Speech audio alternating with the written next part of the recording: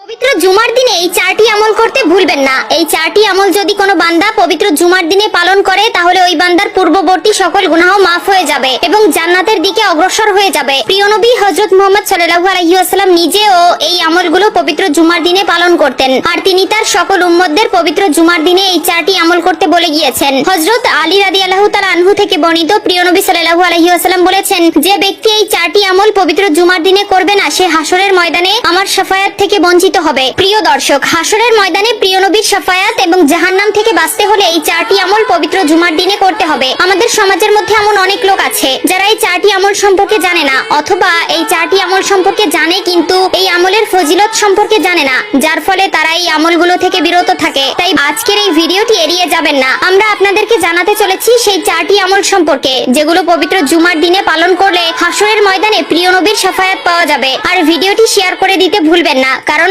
আপনার একটি শেয়ারে আরো অনেকে এই আমলগুলো করার সুযোগ পাবে, আর তারা যদি এই আমল করে সওয়াব অর্জন করে তাহলে সেই সওয়াবের ভাগীদার আপনিও হবেন। তো চলুন শুরু করা যাক আজকের এই ভিডিও। পবিত্র জুমার দিনে ইসলামে একটি বিশেষ মর্যাদাপূর্ণ দিন হিসেবে গণ্য করা হয়। এই দিনের ফজিলত ও গুরুত্ব কোরআন ও সহিহ হাদিস দ্বারা প্রমাণিত। আল্লাহ তাআলা পবিত্র আল কোরআনের মধ্যে বলেছেন, সবচেয়ে উত্তম দিন হলো জুমার দিন। এই দিনে আদম আলাইহিস সালামকে সৃষ্টি করা হয়েছে, এই দিনেই তাকে জান্নাতে প্রবেশ করানো হয়েছে এবং এই দিনেই তাকে জান্নাত থেকে বের করে দেওয়া হয়েছে। প্রিয় দর্শক, জুমার দিনে এই চারটি আমল করলে সেই বান্দা মৃত্যুর পর সরাসরি জান্নাতের দিকে অগ্রসর হয়। এই চারটি আমলের ভেতরে প্রথমেই রয়েছে জুমার দিনে সময় পেলেই প্রিয় নবী হযরত মুহাম্মদ সাল্লাল্লাহু আলাইহি ওয়াসাল্লামের নামে দুরূদ পাঠ করা। হযরত আলী রাদিয়াল্লাহু তাআলা আনহু থেকে বর্ণিত, একদিন এক সাহাবী এসে প্রিয় নবীকে বললেন, হে নবী, মৃত্যুর পর হাসরের ময়দানে আমি আপনার সাথে থাকতে চাই, এখন আমার করণীয় কি? তখন প্রিয় নবী তার উত্তরে বললেন, তুমি দিনের ভিতরে যতটুকু সময় পাবে সেই সময়টুকু আমার নামে দুরূদ পাঠ করবে। প্রিয় দর্শক, আমরা যদি দিনের ভিতরে অবসর সময়ে প্রিয় নবীর নামে দুরূদ পাঠ করি তাহলে হাসরের ময়দানে আমরা কখনোই তার সুপারিশ থেকে বঞ্চিত হব না। 2 নম্বরে যে আমলের কথা বলা হয়েছে তা হলো